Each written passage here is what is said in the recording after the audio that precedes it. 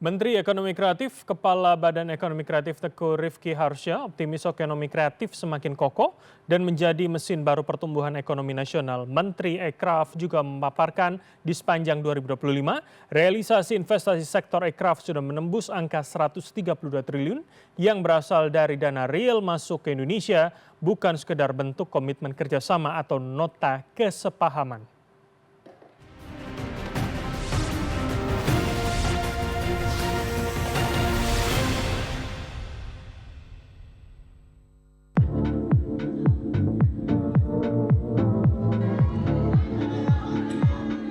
Sebagai bentuk akuntabilitas publik, Kementerian Ekonomi Kreatif, Badan Ekonomi Kreatif Republik Indonesia menggelar Ekraf Annual Report 2025 dengan tema Setahun Ekraf Berdampak.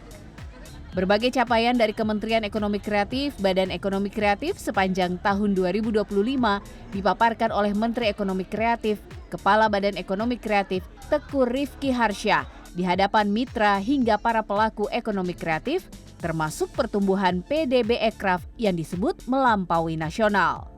Data Badan Pusat Statistik menunjukkan di tahun 2024, kontribusi PDB ekonomi kreatif mencapai 1.611,2 triliun rupiah atau setara dengan 7,28% dari PDB nasional, melebihi pertumbuhan PDB nasional yaitu 5,03%. Dari sektor penyerapan lapangan kerja juga Ekraf semakin menjanjikan dengan penyerapan 27,4 juta pekerja di tahun 2025. Nilai ekspor Ekraf juga menunjukkan tren positif dengan menyumbang 11,96% total ekspor non-migas, semakin memantapkan produk Ekraf mendunia. Dari sisi investasi di sepanjang tahun 2025, tepatnya hingga triwulan 3, realisasi investasi sektor Ekraf menembus 132 triliun rupiah atau 97% dari target, yakni sebesar 136,3 triliun rupiah yang berasal dari dana real yang masuk ke Indonesia, bukan sekedar bentuk komitmen kerjasama atau nota kesepahaman MOU. Capaian Ekraf ini juga berkontribusi sebesar 9% dari total realisasi investasi nasional, serta menunjukkan kepercayaan pasar internasional terhadap sektor Ekraf Indonesia sebagai mitra bisnis mereka. Untuk itu, Menteri Ekraf menegaskan sebagai salah satu sektor yang menjadi perhatian utama dalam pemerintahan Presiden Prabowo Subianto, ekonomi kreatif pun semakin kokoh menjadi mesin baru pertumbuhan ekonomi nasional yang inklusif, inovatif, dan berdaya saing global. Yang pertama, kekayaan budaya Nusantara yang menjadi sumber identitas, inspirasi, dan keunggulan kompetitif. Yang kedua, populasi generasi muda yang inovatif, adaptif, dan digital native. Yang ketiga, transformasi digital yang berkembang pesat dan semakin merata di tengah masyarakat. Dengan pilar ekosistem yang semakin kokoh, kebijakan yang terarah, serta dukungan kolaboratif Hexahelix, kami meyakini bahwa ekonomi kreatif akan menjadi mesin baru pertumbuhan ekonomi nasional yang dimulai dari daerah, the new engine of growth.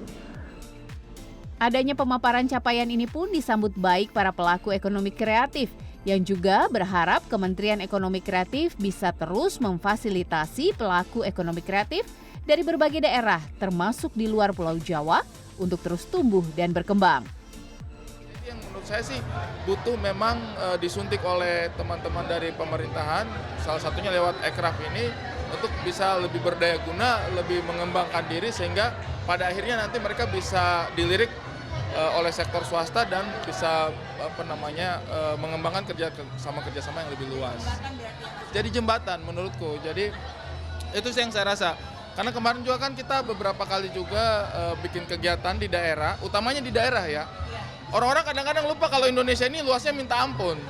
Dan swasta itu dia bertumpuk pada beberapa kota besar aja. Misalnya kalau kita industri kreatif, katakanlah di Bali, Jogja, Surabaya, Jakarta itu Bandung cenderung tidak terlalu banyak problem gitu. Tapi ketika kita geser sedikit ke wilayah-wilayah luar Jawa aja itu pasti butuh banget support hal yang seperti ini. Jadi menurut saya sih Kementerian Ekraf sih bisa menjadi